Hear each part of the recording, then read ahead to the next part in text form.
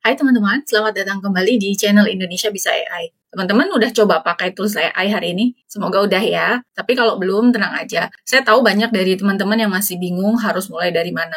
Nah, makanya saya bikin series tutorial khusus untuk Google Gemini. Series ini bakalan ringan, gampang diikutin, dan tentunya seru. Kalau teman-teman nonton terus, saya yakin lama-lama teman-teman bakal nyaman pakai AI dalam kegiatan sehari-hari. Hari ini kita mulai dari hal yang paling sering kita pakai, yaitu Google Gmail. Kita akan belajar gimana caranya mengakses dan menggunakan Gmail lewat Google Gemini. Jadi kita langsung mulai aja. Pertama-tama, teman-teman harus masuk ke geminigoogle.com, lalu pilih model Gemini yang akan digunakan. Untuk aktivitas harian seperti ini, saya sarankan pilih model yang 2.5 Flash. Ini cocok untuk keperluan umum, cepat, dan responsif. Kalau mau hasil reasoning yang lebih dalam, teman-teman bisa pilih yang 2.5 Pro, tapi prosesnya sedikit lebih lama. Jadi untuk tugas-tugas ringan cukup pakai yang 2.5 Flash aja. Kita akan mulai untuk hal yang paling sering bikin pusing, yaitu banyaknya email yang masuk setiap hari. Biasanya kita buka satu persatu di Gmail ya kan, tapi di Gemini kita cukup kasih prompt aja. Di sini saya akan ketikkan di jendela prompt. Karena Gemini dan Gmail sama-sama buatan Google, makanya mereka terintegrasi dengan baik ya. Otomatis dia akan mengakses Gmail kita. Kalau teman-teman lihat di sini dia akan masuk ke workspace. Setelah itu, Gemini akan langsung sortir email berdasarkan subjek, lalu ada pengirim, serta waktunya. Kalau kita klik icon link ini, isi email akan muncul di panel sebelah kanan. Teman-teman mau yang lebih spesifik bisa. Contohnya, di sini saya buat prompt-nya lagi. Saya minta ditampilkan email tanggal 1 sampai 3 Juli. Dan ini dia, email saya di tanggal 1 sampai tanggal 3 Juli. Atau kita coba minta untuk ditampilkan email terbaru dengan lampiran, misalnya PDF. Dan ini adalah email terbaru yang memiliki attachment atau lampiran PDF. Atau kita coba minta ditampilkan dengan spesifik pengirim.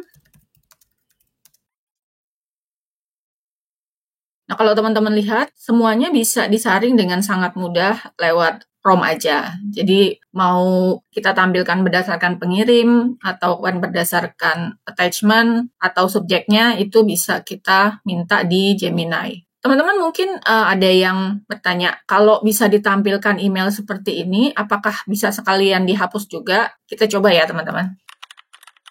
Sini saya minta hapus email yang dikirimkan oleh Genspark. Kita lihat, kita submit.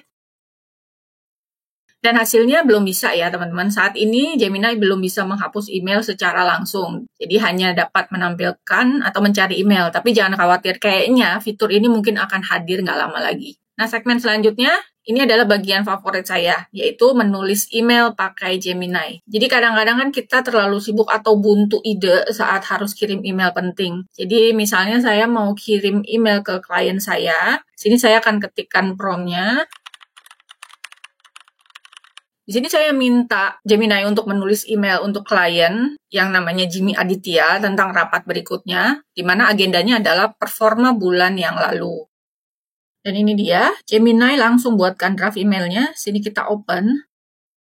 Tapi teman-teman, Gemini ini tidak bisa mengirim email secara langsung. Jadi setelah draft selesai seperti ini, teman-teman bisa klik icon share dan export, lalu klik copy content. Teman-teman masuk ke Gmail, lalu klik compose, pastekan draftnya, lalu isikan subjek serta alamat email yang dituju. Teman-teman juga bisa mengedit kontennya, lalu kirim seperti biasa. Tapi tahu nggak teman-teman, ada cara yang lebih simple lagi. Di Gmail sekarang ada fitur Ask Gemini. Jadi teman-teman di pojok kanan atas ini ada icon Gemini. Di sini ada tertulis Ask Gemini. Kalau kita klik icon ini dan kita klik lagi tombol What can Gemini do? Lalu kita masukkan prompt yang sama.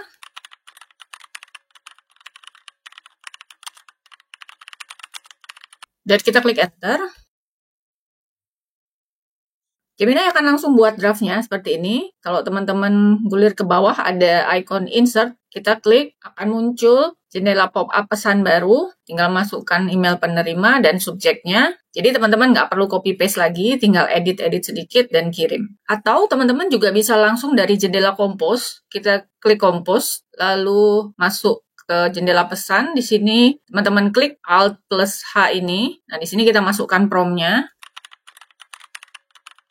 Di sini saya masukkan prompt-nya dalam bahasa Inggris, email to my client for next week meeting, and then kita klik create. Nah, ini dia emailnya dalam bahasa Inggris. Teman-teman bisa langsung insert saja untuk memasukkannya ke pesan. Kalau kira-kira kurang cocok, teman-teman bisa klik refine untuk membuatnya lebih formal, lebih panjang, atau lebih pendek. Atau teman-teman juga bisa recreate di sini jika ingin membuat yang baru. Di sini kita akan insert. Setelah itu, teman-teman tinggal masukkan email penerima, subjek, dan bisa langsung dikirim. Nah, jika Gmail teman-teman belum memiliki icon as Gemini seperti ini, caranya sangat mudah. Teman-teman masuk ke workspacegoogle.com /sign up. Nanti saya akan masukkan linknya ini di deskripsi, teman-teman bisa copy, lalu gulir sampai ke bawah. Teman-teman akan klik acknowledgement ini untuk yang bagian pertama dan bagian ketiga, karena yang bagian tengah ini opsional. Setelah dua ini kita centang, kita akan klik submit.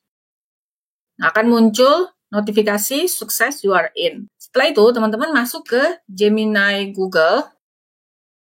Di bagian bawah ada icon roda, setting and help. Kita klik, lalu teman-teman pilih apps. Kita akan mengaktifkan Google Workspace-nya ini. Kita centang sampai berwarna biru, lalu kita koneksikan. Kita klik connect. Nah, setelah tersambung seperti ini, icon X Gemini akan muncul di Gmail-nya teman-teman. Nah, itu tadi cara menggunakan Google Gemini untuk terhubung dengan Gmail. Kalau teman-teman sering pakai produk Google seperti Gmail, Calendar, atau Google Drive, saya yakin Gemini ini bakal jadi AI tools andalannya teman-teman. Video kali ini sampai di sini. Saya akan balik lagi dengan tutorial-tutorial AI lainnya yang nggak kalah bermanfaat.